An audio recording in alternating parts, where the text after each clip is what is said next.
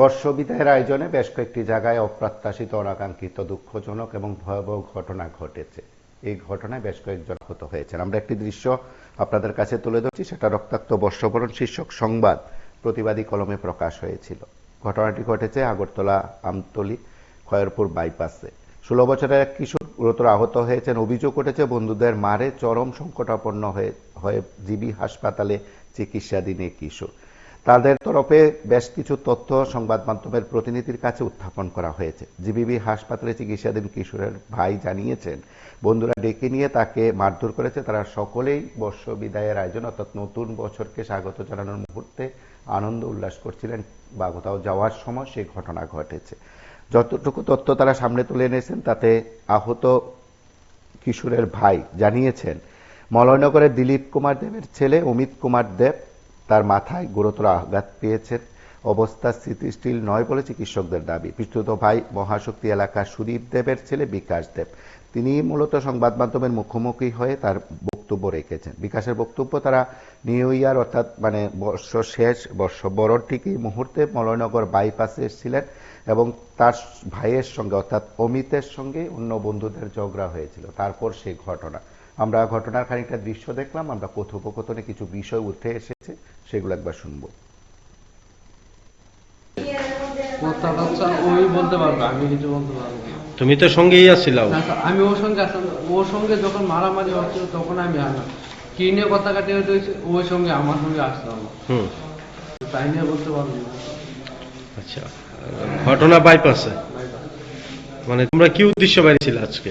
আমরা এমনি ঘুরতে বাইরেছিলাম, তো ভাবছিলাম কিছু ঘোরাঘুরি করে বাড়িতে ঢুকলাম। তো বাইপাসে কেন দরবারটা? বাইপাসে কি এরকম তোমাদের কি মানে বাইপাসে স্যার ওর সঙ্গে কি নিয়ে কথা কাটাকাটি হয়েছে স্যার আমি বলতে পারবো না। এটা নিয়ে আর মানে তোমরা নাকি ফোন করে নিয়ে গেছে নাকি তোমরাই গেছো? হ্যাঁ স্যার, ওর বাড়ি হইলো মলেনগর, আমার বাড়ি হইলো মহাশক্তি রোড। তো ওর মধ্যে ফ্রেন্ডের মধ্যে জানি কি হয়েছে তা বলতে পারি না। কি হিসেবে বলতে কি হইতে পারে? হইতে পারে কথা নিয়ে কোনো বন্ধু বান্ধবের কথা নিয়ে কাটাকাটি হইতে পারে। তো তাহলে ওদের মধ্যে ঝগড়া হয়েছে আর কি। তার এর সঙ্গে আর কে আসছিল? তুমি আসিলা? ওর সঙ্গে না, ওর একটা ফ্রেন্ড আসছিল, পরে আমি আসছিলাম। আচ্ছা, আমরা নিয়ে গেছিল। তোমারা কি মারধর করছে কেউ? না না না, আমাদের শুধু ওকে বাঁচানোর জন্য শুধু আমাদের রক্ত। আচ্ছা, যে মারধর করছে হেরে ওর কি নাম? ওর নামটা বলতে পারলাম, ওর ফ্রেন্ড। আচ্ছা, কি নাম? ওর নামটা স্যার বলতে পারলাম। ও তো আমার তো ছোট স্যার। কতজন আসছিল তারা?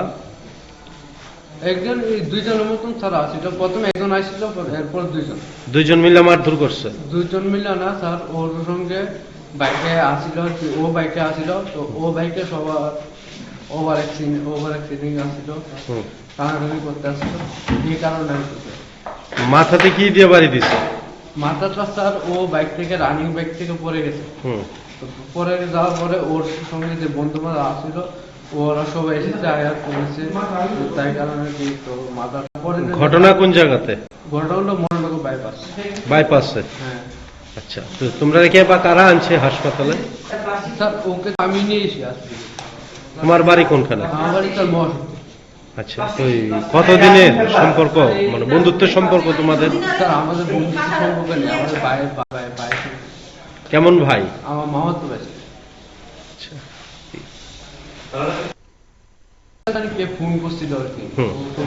পরে আমরা গিয়েছিলাম। তো আমরা সবাই আনন্দ করতে। কতজন আছিল? স্যার ওকে নিয়ে তো প্রায় আমরা 7-8 জন ছিলাম। আচ্ছা, আর বাদ বাকি বন্ধুরা কোথায় এখন? বাদ বাকি বন্ধুরাও হয়ে যাবে, মানে পালিয়ে গেছে নাকি? তোমার কি নাম? আমার নাম শামীম।